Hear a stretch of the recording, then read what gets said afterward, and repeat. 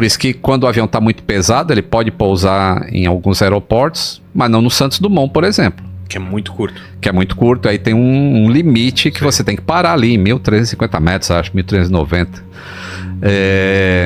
Então, existia esse reversor direito inoperante. Aí a tripulação assume e eles vão até Porto Alegre e pousam. E lá, o procedimento de reversor inoperante é feito de maneira correta. Ou seja, as duas manetes foram colocadas em reversão, mesmo um só funcionando. Tá. E aí, quando você freia só de um lado, o avião tem uma tendência a andar para o outro. Então, o piloto controla isso no pedal. Porra. E aí ele contrabalanceia essa força, e lá foi feito dessa maneira. Aí lá em Porto Alegre, esse avião voltou para São Paulo lotado. 186 passageiros, parece. Acho que é isso, não só confirma, acho que é isso, 186, sendo que ele tinha 185 assentos disponíveis. É alguma coisa assim. E aí, mas tinha uma criança de colo, inclusive. E é isso que aumentou o número. E fora isso, naquela época, o ICMS do combustível em Porto Alegre era mais baixo do que em São Paulo. Tá. Então, era comum que as empresas aéreas abastecessem mais combustível do que o necessário para fazer o voo, para economizar. Claro. Então, ele pousaria com mais combustível em São Paulo e não precisaria colocar muito mais, economizaria. Então, isso se chama na aviação tankering, que você anda com o tanque ali sem precisar estar carregando combustível. E aí ele abasteceu bastante lá e decolou com bastante gente. Então era um avião que estava bastante pesado. Se fosse hoje... Quantas pessoas você disse? Eu falei 186. Aqui pela pesquisa deu 157. 157, então era 156 e tinha 157. 157. Tá. 156 pessoas, ele tinha 157. Por causa do bebê. Então ele decola, e antes de decolar, já tinha notícia de que o tempo estava muito ruim em Congonhas, em São Paulo. Inclusive, acho que demora um pouco para decolar de lá. Quando eles decolam, tinha aberto Congonhas. Mas quando eles estão subindo, Congonhas fechou de novo. Aí, durante a rota, nessa 1h30 de voo, aí as condições em Congonhas melhoraram, mas ainda estava chovendo e a pista molhadíssima. E aí, a pista de Congonhas tinha aquele problema do tal do groove, que a água não dispersava, não escorria direito, né? Então eles vêm aproximando. Mas não se sabia disso, cara? Antes? Sabia. Ah, tá. Eles sabiam.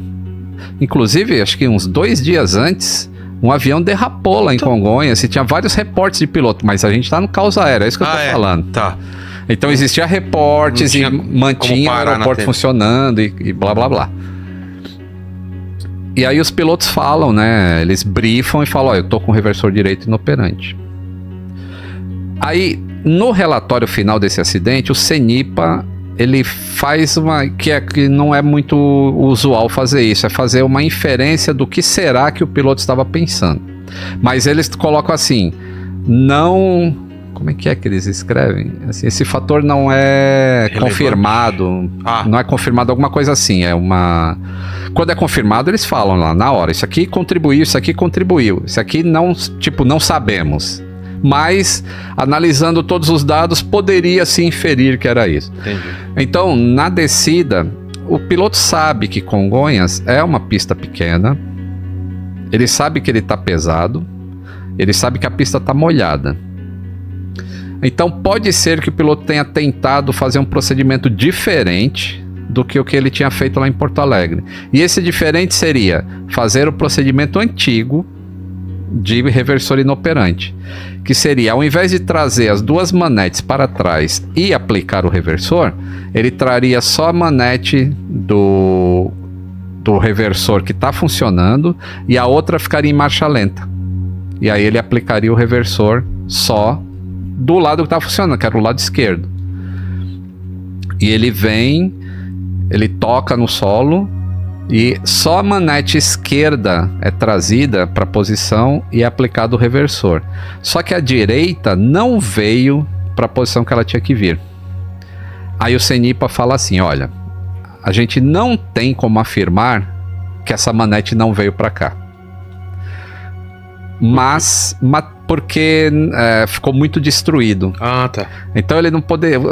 Isso é muito interessante na investigação. Quando você não tem 100% de certeza, você só faz a probabilidade matemática. E a probabilidade matemática daquele negócio não ter falhado bem ali na hora do pouso, naquelas condições, é um número tão gigante que você acaba falando, não, a manete não foi trazida para a posição. E isso pode ter sido um engano na hora de pousar, sob tensão, com tempo ruim, numa pista ao contrário, porque normalmente em Congonhas se pousa no sentido de Moema, né? Você passa em cima dos prédios, em cima do shopping Ibirapuera e pousa. E nesse dia estava tão ruim o tempo que o pouso estava sendo ao contrário. Você pousava no sentido do Jabaquara para Moema. Entendi. E aí ele traz somente a manete esquerda. Sem trazer a manete direita para marcha lenta, O que acontece? o computador do avião interpretou que com o avião no solo e aquela manete naquela condição, ele começou a acelerar para permitir uma arremetida. Só que o outro motor já estava sendo levado para a reversão. Então a gente tem o caso de um motor acelerando para frente e o outro freando o avião para trás. E por isso que ele começa a fazer a curva para a esquerda. Não é os pilotos que querem fazer aquilo. É que o avião vai se arrastando para o lado esquerdo, porque um motor está potência de decolagem para tirar o avião do chão e o outro está freando. E isso acontece tão rápido. Foi 13 segundos entre o toque no solo e o impacto lá no prédio, que também tem uma imagem de IA aí, né? Inteligência artificial. Quanto tempo? 13 segundos. Só 13 segundos. Tocou o solo, 13 segundos, explodiu. E ele explode por quê também? Porque é muito combustível? Ali tinha muito combustível, o impacto é muito forte. O impacto sempre vai explodir? Se ele Não, ele precisa ter uma fonte de calor, que no caso são os motores. O motor funcionando é uma fonte de calor, e aí com o impacto ele explode. Às vezes pode acontecer explosão sem uma fonte de ignição, mas não é tão raro, não é tão comum. Entendi. E foi impressionante isso daí, né? E foi impressionante, aí... O pessoal relatou se foi um estrondo, como que foi, a galera que tava por lá, os relatos. Foi. E do teve. Não pegou na pista. Não, isso foi um negócio extremamente incrível. Porque quando ele desce aquele barranco e atravessa por cima da Bandeirantes, da 23. Da 23 de maio. E tinha um taxista passando, inclusive, parece que atingiu o teto do carro dele, mas. Tá brincando. Mas não. Tão baixo que tava. Mas ninguém morreu ali. O avião atravessou a 23 de maio, São Paulo, que é uma coisa absurda. Nesse horário lotado. Né? E ninguém fora, né, que estava na avenida se machucou. Mas esse também é um acidente muito triste, assim, eu tinha um colega que ele, inclusive ele não pegou esse voo, ele pegou o outro, e os aviões ficaram dando volta em Congonhas, né, porque aconteceu acidente, agora ninguém pousa mais. E eles só ficaram sabendo, assim, e tipo, telefone celular naquela época você não podia ligar a bordo, eram aqueles celulares bem antigos. Verdade. E só quando pousou que eles conseguiram avisar a família. Pô, eu não tô naquele avião, eu tô nesse aqui. Então foi bem... Angustiante, sim. Aí teve a investigação também, né? Bem feita pelo CENIPA. E aí não é só, tipo, o CENIPA é um órgão brasileiro, mas vem a fabricante do avião, Airbus, participa, vem o órgão francês que chama BEA, ele participa da investigação, porque eles têm que ter certeza que está sendo tudo feito certo. Também se fala muito nos interesses econômicos, né, que sempre vão tentar jogar, você já ouviu isso, né, sempre vão tentar jogar a culpa no piloto para não cair a ação da empresa, não ter nenhum dano para a empresa. Você acredita nisso ou não? Se a gente acreditasse nisso, a gente não viu o que está acontecendo com a Boeing aí, que perdeu 26 bilhões de dólares por causa do acidente que teve com o Max. Então a galera vai mesmo investigar. Vai a fundo. E se for realmente problema.